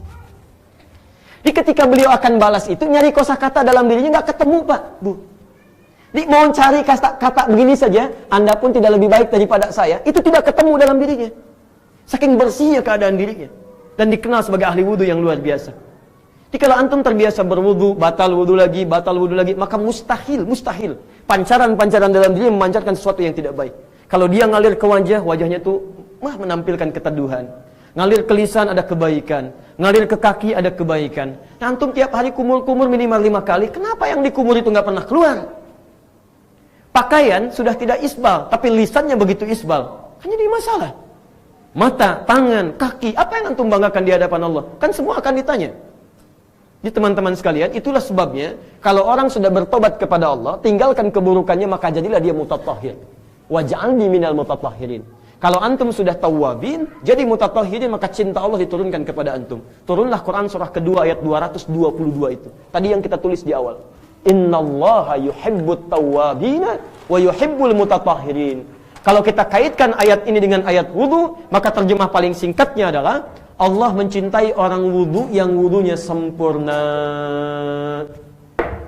Sempurna. Ya, jadi kesempurnaan itu tidak hanya terletak kepada fikih ya, tapi pendalaman dari segi hikmahnya. Dan hikmah itulah yang diajarkan ketika Nabi diutus. Quran surah kedua ayat 151, paling kanan sebelah bawah. Kama arsalna fikum rasulan minkum yatlu alaikum ayatina wa yuzakkikum wa yuallimukumul kitaba wal hikmah. Pada esensinya. Saya sangat tidak berkenan ya kalau kita belajar cuma jadi informasi. Dan kalau kita praktekkan cuma jadi teoritis yang dipraktekkan secara fikih, tidak. Ada akhlak yang membedakan kita dengan umat yang lainnya. Ya. Nah ini teman-teman, Quran surah kedua ayat 222. Ini korelasinya. Jadi inilah tautan sinergi antara ayat dengan hadis, Al-Quran dengan sunnah, terkait dengan praktek tahara, terkait dengan wudu. Kalau kita tambahkan dari awal secara maksimal, maka kita mulai dengan berniat karena Allah, niat amalan hati misalnya, dan kita ucapkan bismillah untuk menunjuk pada aspek ibadah. Mulai antum dengan tambahan, ya, mengusap-usap tangan, menyela-nyelai begini.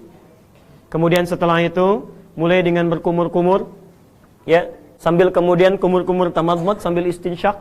Istinsyak menghirup air sampai ke hidung, ya, untuk mengeluarkan kotoran yang di hidung. Kemudian istinsyar dikeluarkan. Bisa antum keluarkan sekaligus atau satu-satu misalnya, jikalau dirasakan kotoran ingin dikeluarkan dari hidung. Jadi ambil kumur-kumur, ya, kalau memungkinkan untuk misalnya sikat gigi itu lebih bagus, ya. Ingat, sikat gigi itu kalau bahasa Arabnya apa? Bukan, ya, apa bahasa Arabnya? Allahu a'lam. Apa lagi? Baik, ya. Kalau bahasa orang sekarang itu tanziful asnan, tapi itu bahasa orang sekarang. Bahasa yang dulu yang tadi ucapkan, siwak, yang tadi antum ucapkan. Ya, untuk membersihkan gigi, siwak. Maka kayunya disebut dengan kayu siwak, padahal kayunya bahasa Arabnya ud. Ya, Pak, tolong beri siwak. Nah, kalau antum dikasih Pepsodent misalnya sama sikat gigi, itu betul. Sama, antum dikasih kayu juga betul. Jadi jangan sampai misalnya tolong beli siwak, antum dikasih Pepsodent misalnya atau Furche atau misalnya sikat gigi antum tolak. Oh enggak, saya maunya siwak. Kalau cuman kayunya itu disebut dengan udun. Ud itu kayu. Kalau dipakai sikat gigi maka disebut dengan udus siwak. Maka dibuang kalimat udnya, dimunculkan siwaknya. Maka muncul istilah as-siwak. Kalau di Arab disebutkan siwak maksudnya kayu yang digunakan untuk menyikat gigi. Itu metode namanya mudhaf ilaih. Kalau dibuang mudhafnya, muncul mudhaf ilaihnya untuk menekankan makna siwaknya. Yang penting bukan kayunya, yang penting sikat giginya. Jadi kalaupun kayunya tidak ada, jangan menyebabkan antum tidak bersiwak. Pak, saya mau bersiwak. Oh ini silahkan kasih sikat gigi. Oh bukan, saya pengennya kayu. Nah inti daripada kayu itu untuk sikat gigi. Makanya dibuang kalimat udnya, dimunculkan siwaknya. Sehingga kalaupun kayunya tidak ada, antum bisa gunakan benda lain yang penting digunakan untuk bersikat gigi. Paham sampai sini? Saya ingin antum pahami itu. Karena dalam bahasa Arab, ada kadang dua kalimat, satu dibuang. Contoh, Masjidil Haram. Subhanalladzi asra bi'abdihi laylam minal Masjid Al-Haram. Kadang-kadang orang Arab membuang masjidnya, muncul Al-Haramnya. Asalnya begini, Masjid Al-Haram. Kalau sudah diketahui, dibuang kata masjidnya, muncul kata Al-Haramnya, menunjuk kepada masjid. Antum silakan umrah haji, menginap di hotel-hotel depan Masjid Al-Haram. Maka akan ada tulisan di lift-lift dan beberapa tembok menunjukkan dengan kalimat haram, begini, Al-Haram. Ya. Ditanya antum, mau kemana? Ke haram, ke haram? Antum jawab, bukan, saya halal. Bukan. Ini maksudnya mau ke masjid. Masjid. Ya. Jelas ya? Baik, ini penting saya tunjukkan supaya kita itu lebih rasional dalam memahami sesuatu. Tapi pakai dalil. Jangan cuma rasio tapi dalil tidak ada. Jadi kalau disebutkan siwak itu artinya sikat gigi. Dalilnya, laula an asyqa ala ummati la amartuhum bis-siwak 'inda kulli salat. Kalau tidak memberatkan umatku, saya perintahkan untuk bersikat gigi setiap dia akan kali menunaikan salat. Maksudnya, bisa berwudu, bisa setelah wudu ketika akan menunaikan salat. Bagaimana caranya?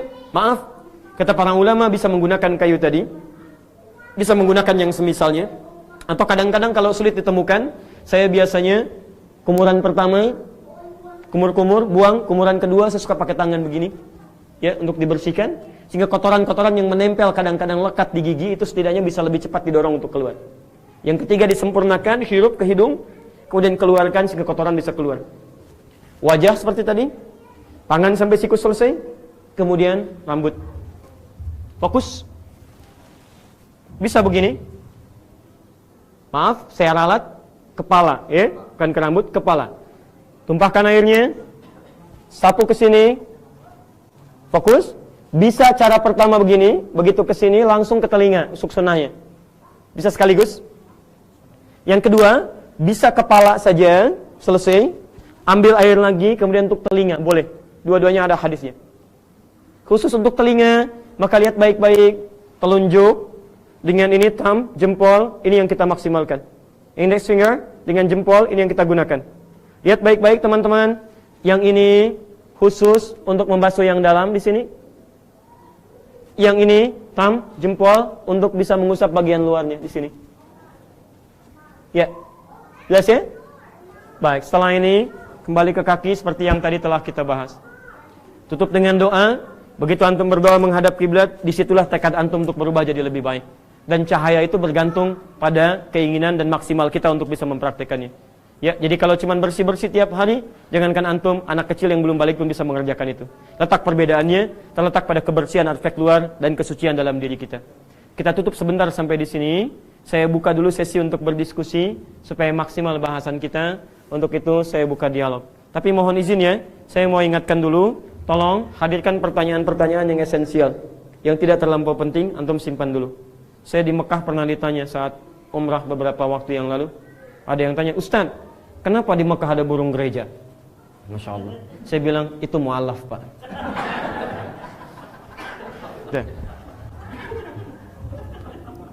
Ya, silakan. Bismillah. Jazakumullah khair.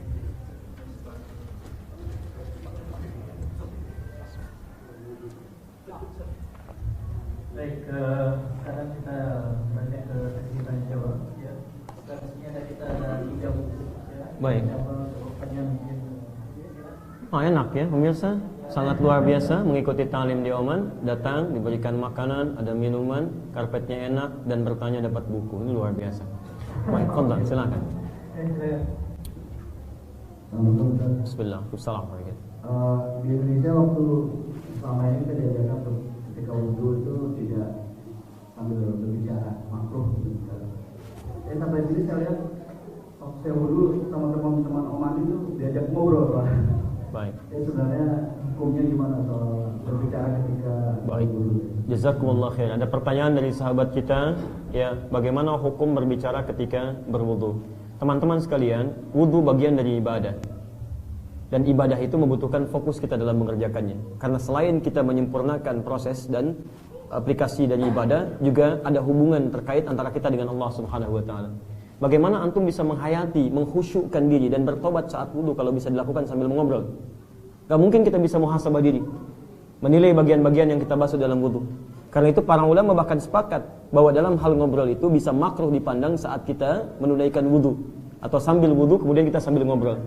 Apalagi kemudian bahkan ada yang mengatakan bahwa wudunya tidak sah kalau apa yang diobrolkan menjadikan kita lalai dalam wudu kita.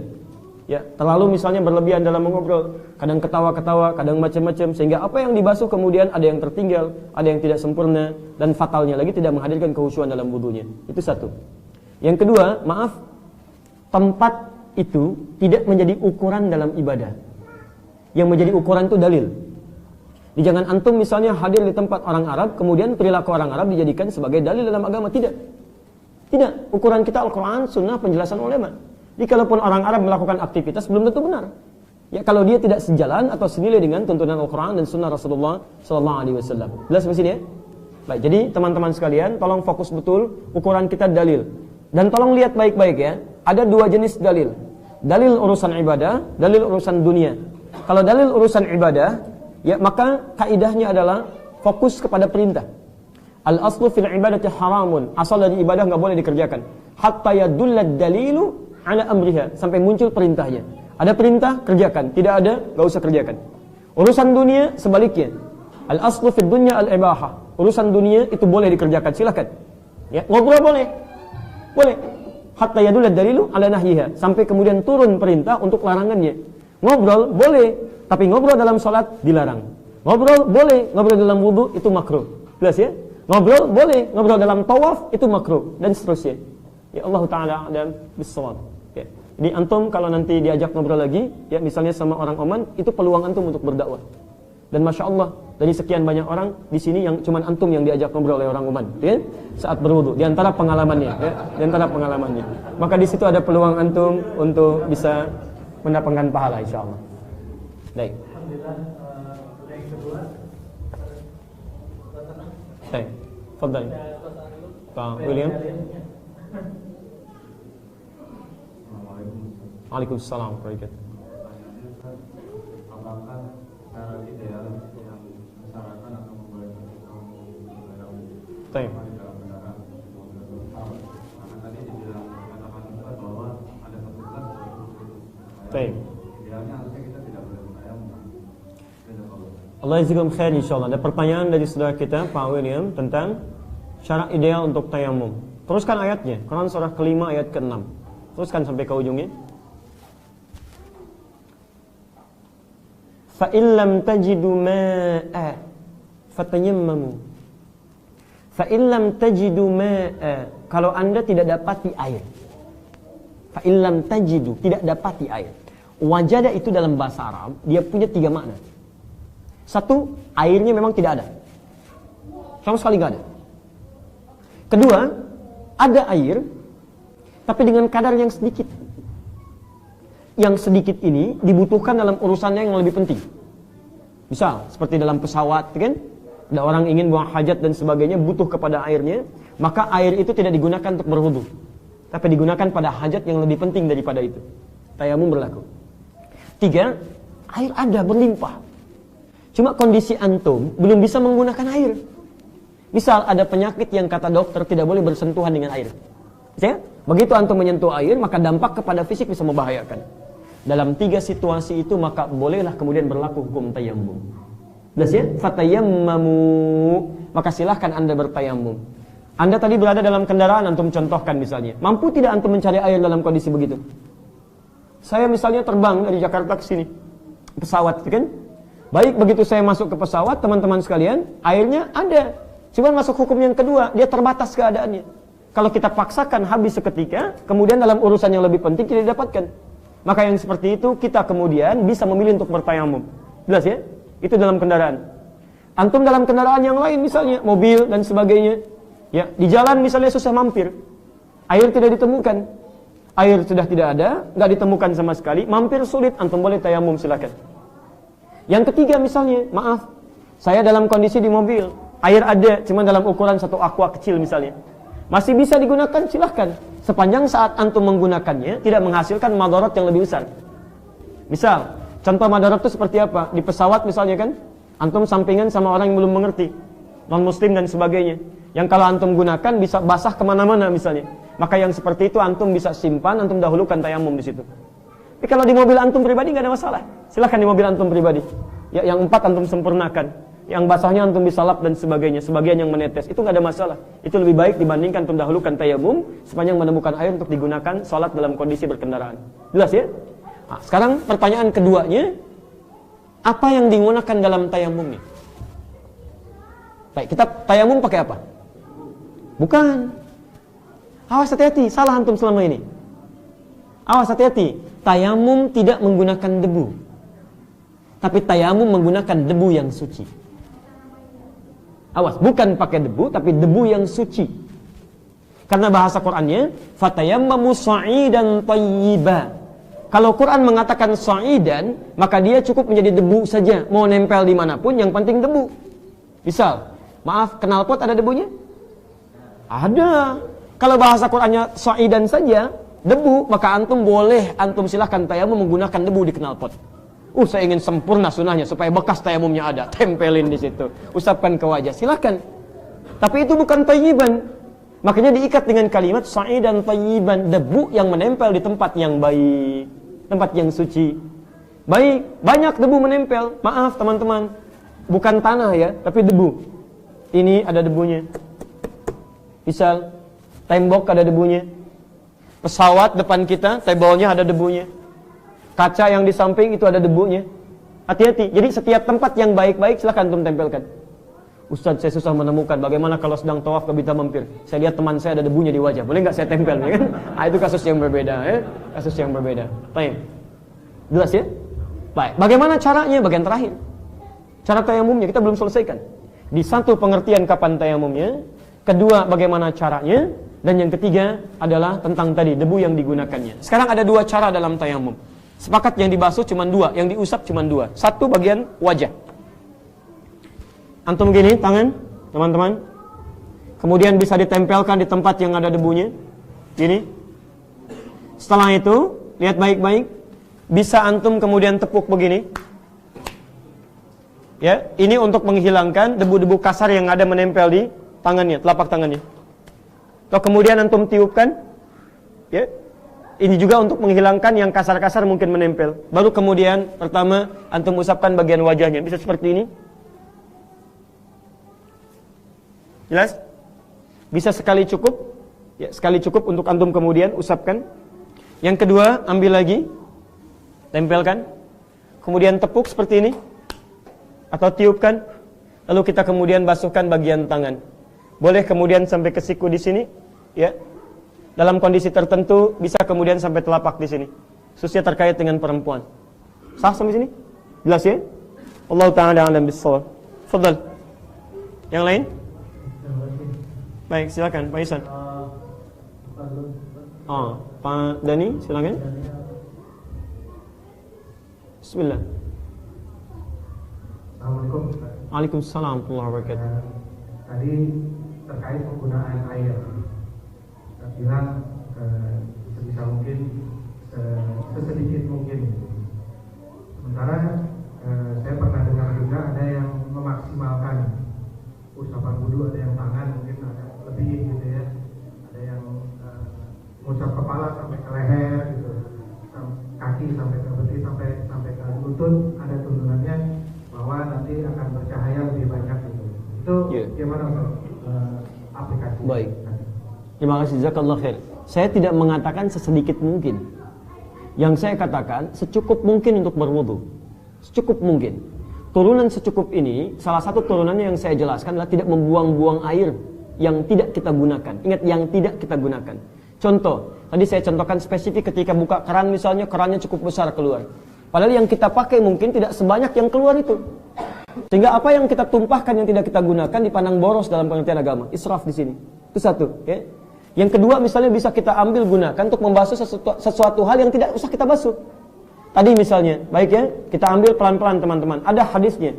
Ya, Nabi sampaikan masih sampai hadis yang sama, lanjutan dari yang tadi. Satu ummati yaumal qiyamati gharal muhajjalin. Akan dipanggil umatku di hari kiamat nanti dengan cahaya yang banyak bersinar di tubuhnya. Min atharil wudu, dari bekas wudunya. Ya, maka siapa yang bisa mampu melebihkannya maka lebihkan. Kalimat lebihkan di sini para ulama berbeda pendapat. Ada pendapat yang pertama mengatakan tadi sampai dengan 3 kali tadi. Dilebihkan, tambahkan, sudah terasa cukup, kurang misalnya, sempurnakan. Sempurnakan maksudnya di sini adalah kalau belum ada yang terbasuh, sempurnakan lagi. Sempurnakan lagi sampai 3 kali bagian. Ada yang mengatakan gini pendapatnya, memang dimaksud lebihkan dari bagian wudu itu untuk memastikan wudunya sempurna. Jadi kalau antum misalnya paskan sampai di siku, dikhawatirkan dengan merasa pas itu ada sebagian yang tidak terbasuh. Maka lebih baik antum lebihkan sedikit supaya yang pas di siku ini terbasuh dengan sempurna. Itu yang dimaksudkan. Maka orang yang melebihkan, menyempurnakan bagian sinarnya, itu umumnya akan lebih tepat mengenai bagian yang dibasuh dibandingkan dengan mempaskan di bagian tempatnya. Maka sempurnalah sinar wudunya di hari kiamat nanti sesuai dengan aspek tempat-tempat yang dibasuh dalam wudunya. Ini bukan sengaja antum melebihkan ingin banyak ke sini, tidak. Tapi tujuan melebihkannya untuk menyempurnakan sampai di tempat yang harusnya dia dibasuh. Memastikan dengan maksimal supaya dia sampai di tempat yang dibasuh. Saya kurang sepakat kalau kemudian yang dibasuh kepala, yang kena leher misalnya. Itu berlebihan namanya. Ya? Bahkan sebagian kena pun itu sudah sah wudunya. Kalau memastikan sampai ke leher dibasuh, itu kelebihan cahayanya. Jelas ya? Baik. Baik. Mungkin supaya adil ke ibu-ibu dulu ya. Baik. Satu dua pertanyaan dari ibu-ibu silakan. Saya dengar suara azan berkumandang, jadi barangkali 1-2 pertanyaan kita cukupkan. Silahkan Ibu. Ibu-ibu silakan. Baik. Assalamualaikum Ustaz. Waalaikumsalam warahmatullahi wabarakatuh. Ada beberapa pertanyaan. Beberapa. Ya. Baik. Tiga ya, karena sudah bapak-bapaknya sudah bapak-bapak ini ibu tidak. Baik, silakan. Caranya begini, Bu. 1, 1A, 1B, 2 selesai. Ya, silakan. Tetap 2 pertanyaan. Nomor satu tentang mungkin pada saat kita umroh atau haji kadang-kadang sulit untuk melakukan wudu. Ya. Apakah berlaku kita bisa sholat di masjid, dalam masjid dengan air aqua, misalnya dengan air dari air zam-zam 1 gelas, lalu kita hanya melakukan yang 4 pokok anggota wudu aja. Baik. Apakah ini disamakan seperti itu atau tetap mungkin diusahakan wudu di luar? Baik, satu saya jawab dulu. Itu boleh, bahkan bukan boleh, Bu, sangat boleh. Bahkan wudu dengan air zam-zam itu sangat didambakan oleh peziarah haji dan umrah. Ya, bahkan ada di peribahasa di orang Arab mengatakan, kalau antum pergi ke Mekah haji dan umrah belum wudu menggunakan air zam-zam, itu seakan-akan belum pernah ke sana. Ya, maka kami kalau di Arab itu pulang dari sana dikatakan hal tawadda'ta ma'a zam-zam, sudah wudu menggunakan zam-zam, katanya. Itu ungkapan orang Arab. Itu bukan dalil syariat, bukan Quran, bukan hadis. Ini menunjukkan kebolehan berwudu menggunakan air zam-zam. Ya, boleh. Silahkan Ibu gunakan 11 untuk 4 pokok tadi, itu nggak ada masalah. Sah wudunya dan teruskan ibadahnya. Pertanyaan 2B. Pertanyaan yang kedua tentang kondisi fisik yang tidak memungkinkan untuk terkena air. Terkadang bukan fisiknya yang tidak memungkinkan terkena air, tetapi posisinya, misalnya pada saat sakit tidak boleh banyak bergerak, apakah itu berlaku juga bisa tayamum? Baik. Sebenarnya fisiknya nggak apa-apa sebenarnya. Baik. Sekarang kondisinya begini, dalam keadaan sulit untuk bergerak, bisa kita kemudian minta bantuan pada yang di sekitaran kita, boleh. Dibantu untuk menyempurnakan wudu. Semacam orang tua misalnya, mohon izin, sudah sepuh, sudah sulit, kadang-kadang juga ingatannya agak sedikit terbatas, maka kita yang sadar dalam keadaan yang lebih luas, maka kita bantu orang tua untuk kita bisa wudukan dengan baik. Bantu dalam berwudu, nggak ada masalah. Ya, silakan yang hadir di sekitaran atau ibu misalnya ingin berwudu dengan sempurna, maka mintakan kerabat terdekat untuk bisa membantu dan mendekatkan supaya bisa berwudu dengan baik. Itu menurut saya alasan yang paling wajar untuk bisa kita maksimalkan. Terakhir, tentang penggunaan pelaksanaan wudu dengan kaos kaki atau sepatu, bagaimana dengannya? Apakah pada 30 terakhir sebelum safar misalnya, Baik. bisa mendadak pada saat. Baik, jazakillah khair. Dalil yang kedua tadi Al-Maidah surah yang kelima ayat yang kedua, wa ta'awanu 'alal birri wat taqwa. Bagian yang ketiga, bagaimana berwudu menggunakan sepatu atau khuf di sini. Khuf itu kain penutup di kaki, ya, kain penutup di kaki yang bisa juga diartikan kekinian ada yang menggunakan sepatu. Padahal pada dasarnya itu sebetulnya semacam kaos kaki dari kulit, ya. Itu yang kiranya tidak menyerap air untuk ke dalam. Ya, salah satunya demikian. Maka kalau Anda dalam kondisi safar perjalanan, misal Anda kemudian ingin berwudu, silakan berwudu sempurna. Khusus bagian di bawahnya Anda bisa gunakan dengan mengusap khufnya. Khuf itu bagian atasnya saja. Jadi tidak langsung dibasuh seperti tadi yang pertama, sempurna seluruhnya, ya. Dari bagian depan sampai belakang, dari sini sampai ke belakang, Anda hanya cukup mengusap bagian atasnya saja di sini. Ya, babnya dalam fikih termasuk dalam pembahasan hadis disebut dengan mashul khuffi, mengusap bagian atas dari khuf di sini. Itu sudah sah. Ya. Sah, silakan sah digunakan. Kapan itu sah digunakan? Selama antum tidak batal wudunya. Ya, tidak batal wudunya. Jadi kalau tidak batal wudu silakan sah, sholat tetap menggunakan khufnya. Jadi bukan melepas khufnya. Kalau khufnya dilepas, antum kembali berwudu seperti semula. Ya, kalau khufnya dilepas, kembali berwudu seperti semula. Jadi kalau ingin berangkat duluan, wudu dengan sempurna, misalnya basuh kaki, gunakan kaos kaki, itu normal. Yang ini persoalannya, dia ingin kemudian sholat menggunakan alas kakinya dalam kondisi tertentu. Antum misalnya sedang praktek offshore, ya, atau di luar misalnya tentang cari macam-macam, antum tidak ingin melepas misalnya, nggak ada masalah. Cukup antum basuh bagian atasnya, dan antum sah sholat menggunakan alas kakinya, sepanjang tidak melepaskannya. Kalau antum melepaskan, maka antum memulai mewudu untuk menyempurnakan kembali, sampai basuh bagian dalamnya. Allah Ta'ala alam bissawab. Saya kira kita cukupkan dulu, ya, karena sudah masuk waktu sholat asar. Kita punya tugas untuk menunaikan sholat, karena kita akan praktek. Nanti insya Allah setelah selesai menunaikan sholat, kita masuk pada sesi selanjutnya. Dan kita mungkin bisa ambil bagian tertentu yang belum kita bahas, yang belum antum tadi jawab dalam pertanyaan-pertanyaannya. Saya kira demikian, ya. Baik, subhanakallahumma bihamdika asyhadu an la ilaha illa anta astaghfiruka wa atubu ilaik. Assalamualaikum warahmatullahi wabarakatuh.